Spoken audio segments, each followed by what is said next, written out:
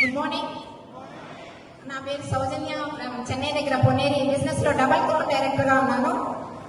రాకముందు house wife. నా qualification inter మాత్రమే. తమిళనాడుకి వెళ్ళిన తర్వాత లాంగ్వేజ్ ప్రాబ్లం అని ఎటువంటి వ్యాపారంలోనూ ఎటువంటి జాబ్ ఎక్స్పీరియన్స్ ఏ విధంగా లేదు.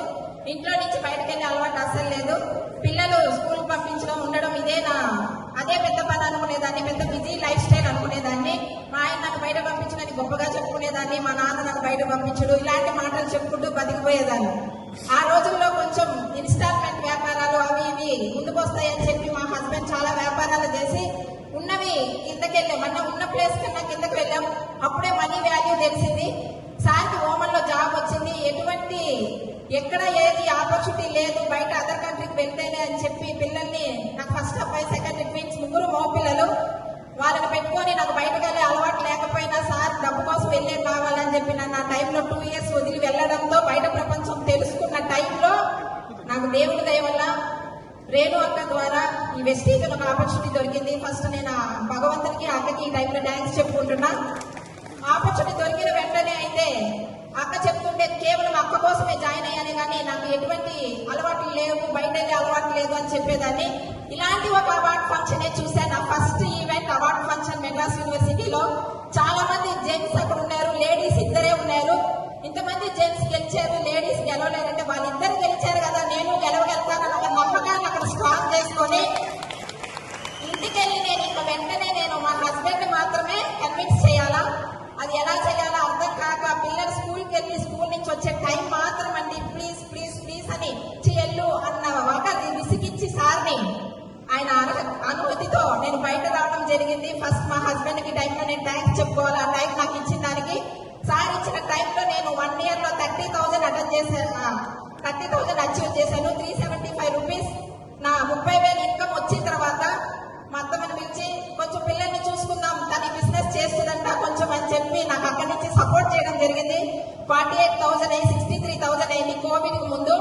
కోవిడ్ స్టార్ట్ అయిన తర్వాత చాలా మంది లేడీస్ మేము బయట రాకపోయేసరికి మన గ్రేట్ కంపెనీ ద్వారా ఆన్లైన్ సపోర్ట్ ఇవ్వడం ద్వారా మనకి కోవిడ్ టైంలో కంపెనీ సపోర్ట్ చేసిన వెస్టేజ్ మేనేజ్మెంట్ కి మేము ఎప్పుడు మర్చిపోలేము.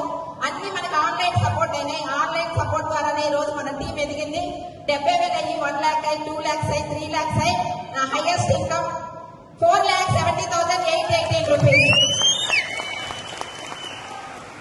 ఒక 5,000 నుంచి 10,000 సపోర్ట్ చేస్తాం వచ్చిన నేను ఈ రోజు 5 lakhs గురించి మాట్లాడుతూ ఉన్నా.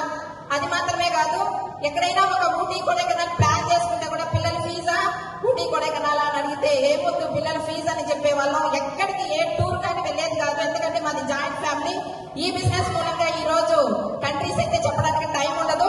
11 countries వెళ్ళేసి చేస్తున్నాను.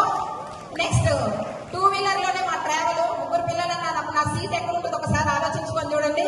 ఆ 2-wheeler లో బ్యాక్ సైడ్ సీట్ ఉండదు, దాని మీద కూర్చొని ఎక్కువ ప్రయాణం చేసేదాన్ని 15 years. కానీ ఈ రోజు హోండా అమేజ్ 11 lakhs కార్, ఆ కారులోనే నా ప్రయాణం.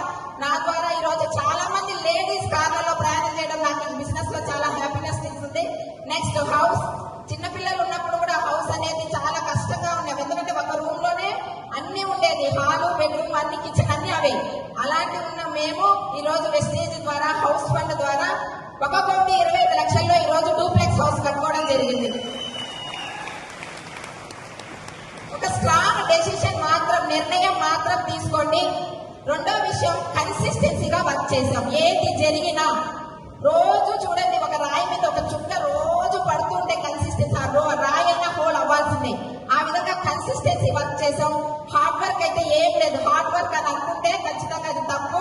మనకి ఇష్టపడి చేస్తే ఏదైనా హార్డ్ వర్క్ అవ్వదు. అప్పుడు ఈ బిజినెస్ మనం ఇష్టపడాలంటే అజయ్ సునీల్ సార్ చెప్పారు కదా, ఈ బిజినెస్ మనం నేర్చుకోవాలి అని. అలా నెట్వర్క్ మార్కెటింగ్ ఇండస్ట్రీలో ఇంత ఆవాలగించేంత అనుభవం లేదు, బయట ప్రపంచం తెలియదు. అలాంటి మమ్మల్ని ఇలాంటి గ్రేట్